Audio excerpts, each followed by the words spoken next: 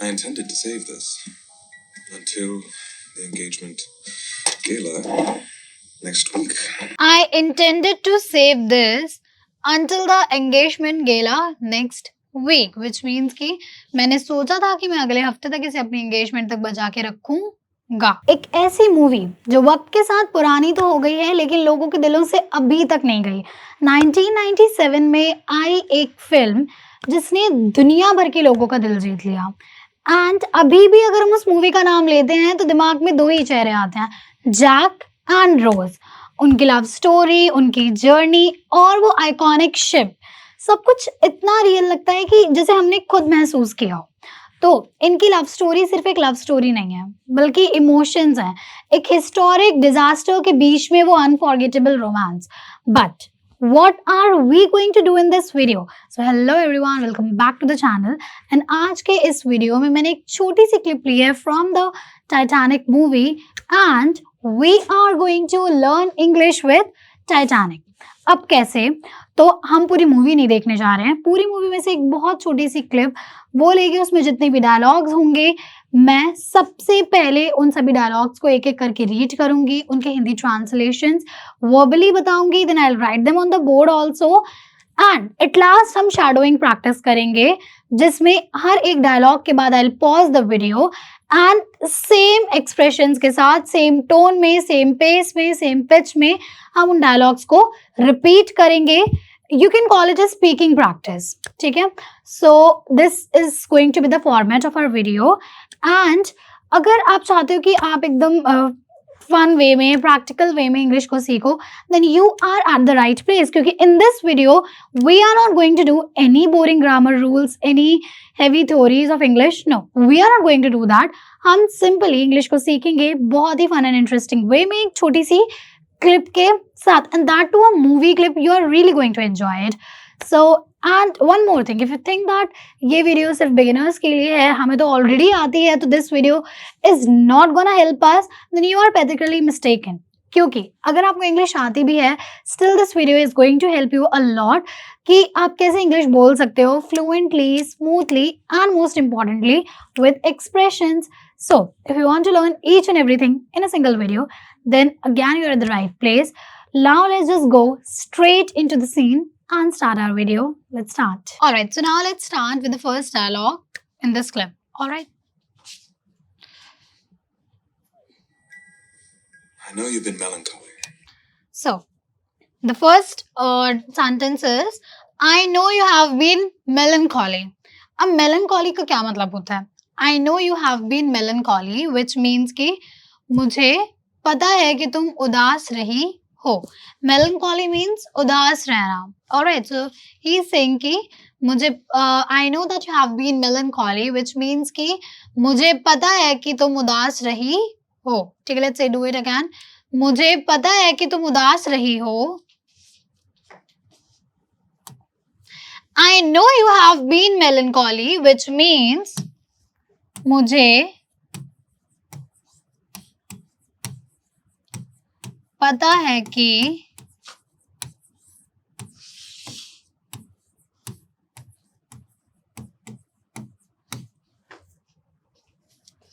तुम उदास रही हो। ठीक है, I know you have been melancholy, which means कि मुझे पता है कि तुम उदास रही हो। ठीक है, मुझे पता है कि तुम उदास रही हो। Got it? So now let's do the shadowing practice, जिसमें कि मैं ये डायलॉग बोलूंगी और आपको same tone, same pace, same pitch and same expressions के साथ बोलें। I know you have been melancholy. I know you have been melancholy. I know you have been melancholy.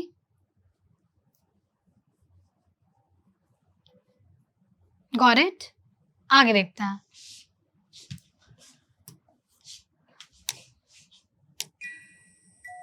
I don't pretend to know why. Then he is saying, I don't pretend to know why. कि मैं ऐसा दिखावा नहीं करना चाहूंगा कि मुझे पता है क्यों। ठीक है, तो वो ये बोलना चाहता है कि मैं ऐसा दिखावा नहीं करूंगा कि मुझे रीजन, मुझे जो वजह है वो पता है। I don't pretend to know why, कि मैं दिखावा नहीं करूंगा कि मुझे पता है। मैं दिखावा नहीं करूंगा कि मुझे पता है. I don't pretend to know why, which means कि मैं दिखावा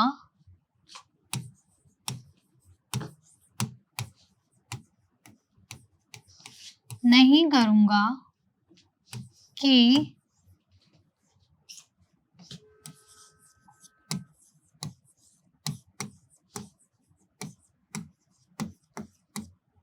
मुझे पता है क्यों. Got it? I don't pretend to know why, which means कि मैं दिखावा नहीं करूंगा कि मुझे पता है क्यों. Alright, now let's do the shadowing practice for this. I don't pretend to know why. I don't pretend to know why. I don't pretend to know why. Alright, आगे देखते हैं.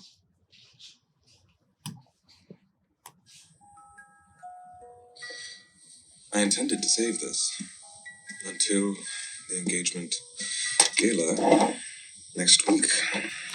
Alright, so then he is saying, I intended to save this until the engagement gala next week, which means कि मैंने सोचा था कि मैं ये तब तक बचा के रखूंगा, लाइक मैं ये अपनी एंगेजमेंट के लिए बचा के रखूंगा. ठीक है, मैंने सोचा था कि मैं अगले हफ्ते तक इसे अपनी एंगेजमेंट के लिए बचा के रखूंगा. ठीक है, I intended to save this until the engagement gala next week. So मैंने सोचा था कि मैं इसे अगले हफ्ते तक अपनी एंगेजमेंट तक बचा के रखूंगा.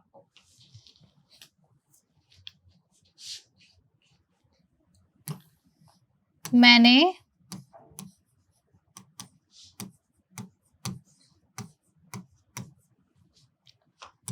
सोचा था कि मैं अगले हफ्ते तक अपनी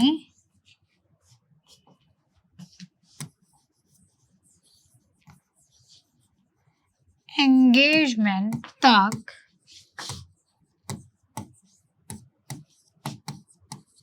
से बचा के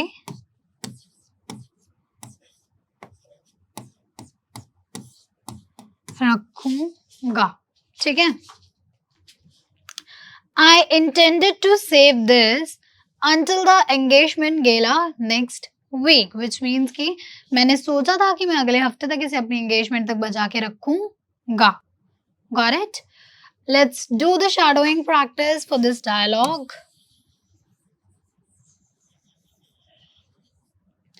I intended to save this until the engagement gala next week. I intended to save this until the engagement gala next week. Let's do it one more time. I intended to save this until the engagement gala next week. Got it? आगे देखते हैं.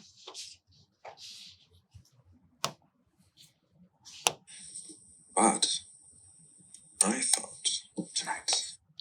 Then he says, but I thought tonight. लेकिन फिर मैंने सोचा कि आज रात ही.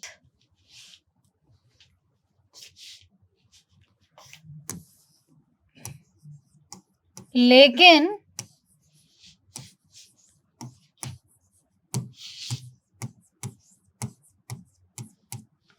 मैंने सोचा कि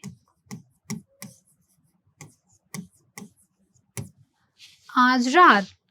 But I thought tonight, which means कि लेकिन मैंने सोचा कि आज रात. But I thought tonight, लेकिन मैंने सोचा कि आज रात.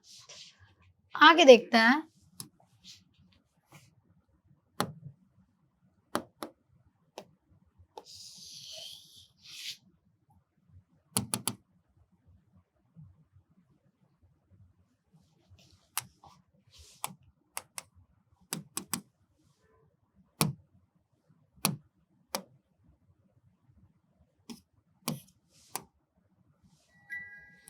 I know you've been Mel engagement. Good gracious.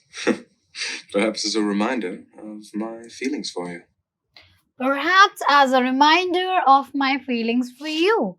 कि ये मैं अपने जज्बातों को दिखाने के लिए लाइक अपनी फीलिंग्स को एक्सप्रेस करने के लिए तुम्हें ये रिंग देना चाहता हूँ आज कि मैं अपनी जज्बातों की याद में तुम्हें ये रिंग देना चाहता हूँ आज ठीक है Perhaps as a reminder of my feelings for you कि ये मैं अपने जज्बातों की याद में तुम्हें देना चाहता हूँ ठीक है speaking practice Perhaps as a reminder of my feelings for you Perhaps as a reminder for my feelings for you Perhaps as a reminder of my feelings for you Got it? आगे देखते हैं Is it a Diamond. Yes. Then she sing, is it a diamond? And then he says, yes. तो वो पूछती है कि क्या ये डायमंड है? And then वो पूरा बोल भी नहीं पाती अपना सेंटेंस एंड तब तक वो बोलता है कि डायमंड हाँ डायमंड है ठीक है She sing, is it a diamond? क्या ये डायमंड है? And then he says, हाँ ठीक है आगे 56 carats to be exact. And then he sing कि 56 carats to be exact. पूरा you can say 56 carats का ये है पूरे 56 carats का ये है क्या this necklace okay, I was saying ring which was wrong okay Was worn by Louis XVI. then he saying was born by Louis XVI कि किसने पहना था वो बता रहा था कि 16th में it was worn by Louis And they called it La Cour de la Mer. and they called La Cour de Mer which means ये फ्रेंच का कोई सेंटेंस है जिसका मतलब होता है कि heart of the ocean The heart of the ocean. Yes. then they both say together the heart of the ocean तो इस डायमंड को क्या बोला जाता है the heart of the ocean or this diamond is known as the heart of the ocean so they are just saying the same एक बार और आप पूरी क्लिप देखो it was very simple it was very easy and a short one so I just want to show you this again जितने भी dialogues हैं just try to repeat them I know you've been melancholy. I don't pretend to know why. I intended to save this until the engagement gala next week. But I thought tonight, good gracious? perhaps as a reminder of my feelings for you. Is it a Diamond. Yes. 56 carats to be exact. Was worn by Louis XVI. And they called it La Cour de la Mer. The heart of the ocean. Yes.